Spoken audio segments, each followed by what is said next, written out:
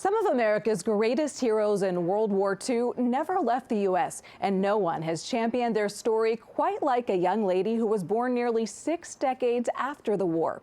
Here again is Nikole Killion. I think women should have a rightful place in Washington, D.C. 18-year-old Raya Kenny wants to build a monument to the working women of World War II. They are better known as the Rosies, the women who donned overalls and went to work as riveters, welders, and in other male-dominated jobs during the war. Your inspiration was the movie A League of Their Own. Yes. Why that movie?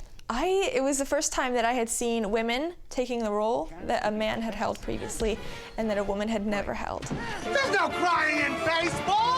The V formation symbolizes victory. The concept, 20 pillars representing millions of women who worked on the home front during World War II. On each side, we have the names, the jobs of the women. Raya initially designed the monument for a 5th grade school assignment. You came up with this idea when you were just 10 years old. How did you know at that age that this is what you wanted to do? I wanted to change the narrative.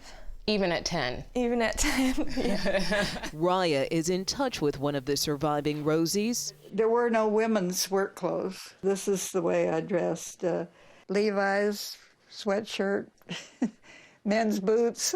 98-year-old Phyllis Gould lives in California and worked as a welder in a Bay Area shipyard. I was determined to do it. My husband was totally opposed to it. And the fact that I had a small child complicated matters too. Raya and Phyllis have never met in person, but they share a common goal. It is the absolute perfect finishing part to our story. She's just a determined young woman that she'll get it done too.